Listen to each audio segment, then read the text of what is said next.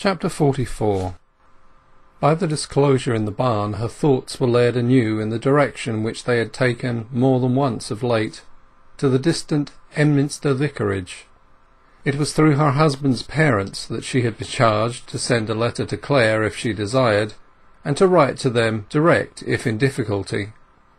But that sense of her having morally no claim upon him had always led Tess to suspend her impulse to send these notes, and to the family at the vicarage, therefore, as to her own parents, since her marriage, she was virtually non-existent.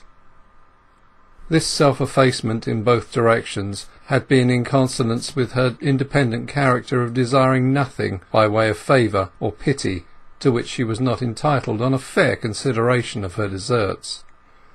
She had set herself to stand or fall by her qualities, and to waive such merely technical claims upon a strange family as had been established for her by the flimsy fact of a member of that family, in a season of impulse, writing his name in a church book beside hers. Now that she was stung to a fever by Izzy's tale, there was a limit to her powers of renunciation. Why had her husband not written to her? He had distinctly implied that he would at least let her know of the locality to which he had journeyed, but he had not sent a line to notify his address. Was he really indifferent? But was he ill? Was it for her to make some advance? Surely she might summon the courage of solicitude, call at the vicarage for intelligence, and express her grief at his silence. If Angel's father were the good man she had heard him represented to be, he would be able to enter into her heart-starved situation. Her social hardships she could conceal. To leave the farm on a weekday was not in her power. Sunday was the only possible opportunity. Flintcombe Ash being in the middle of the Cretaceous tableland over which no railway had climbed as yet, it would be necessary to walk. And the distance being 15 miles each way, she would have to allow herself a long day for the undertaking by rising early. A fortnight later, when the snow had gone, and it had been followed by a hard black frost, she took advantage of the state of the roads to try the experiment. At 4 o'clock that Sunday morning she came downstairs and stepped out into the starlight. The weather was still favourable, the ground ringing under her feet like an anvil. Marian and Izz were much interested in her excursion, knowing that the journey concerned her husband. Their lodgings were in a cottage a little further along the lane, but they came and assisted Tess in her departure, and argued that she should dress up in her very prettiest guise to captivate the hearts of her parents-in-law, though she, knowing of the austere and Calvinistic tenets of old Mr Clare, was indifferent, and even doubtful. A year had now elapsed since her sad marriage, but she had preserved sufficient draperies from the wreck of her then full wardrobe to clothe her very charmingly, as a simple country girl with no pretensions to recent fashion. A soft grey woollen gown, with white crape quilling against the pink skin of her face and neck, and a black velvet jacket and hat. "'Tis 1,000 pities your husband can't see 'ee now.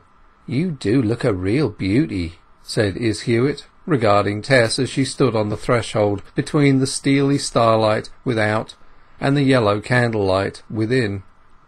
Izz spoke with a magnanimous abandonment of herself to the situation.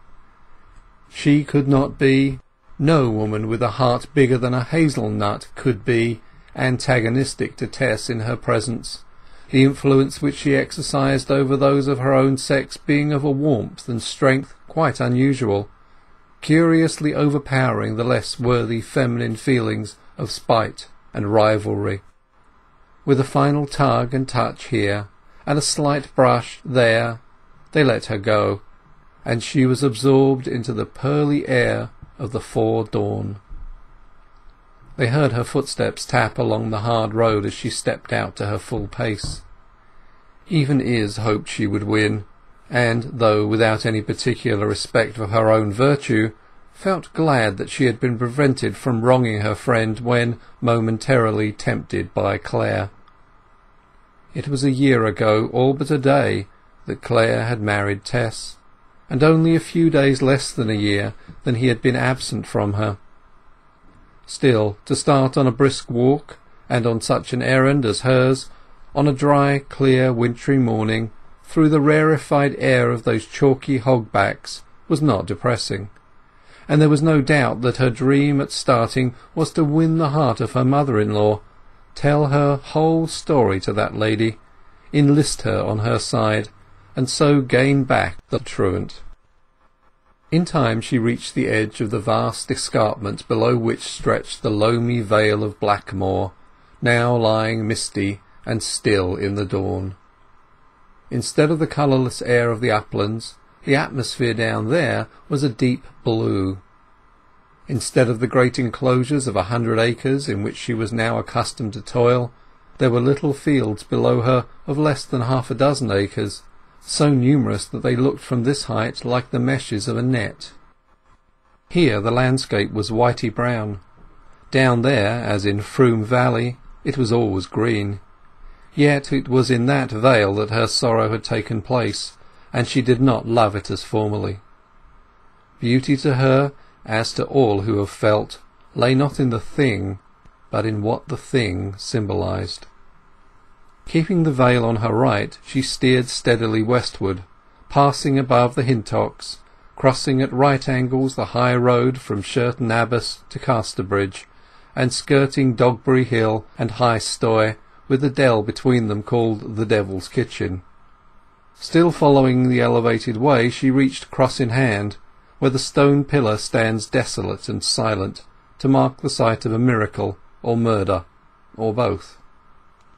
3 miles further she cut across the straight and deserted Roman road called Long Ash Lane, leaving which, as soon as she reached it, she dipped down a hill by a transverse lane into the small town or village of Evershed, being now about halfway over the distance.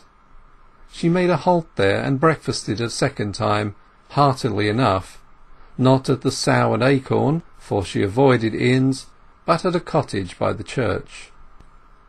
The second half of her journey was through a more gentle country, by way of Benville Lane, but as the mileage lessened between her and the spot of her pilgrimage, so did Tess's confidence decrease, and her enterprise loom out more formidably.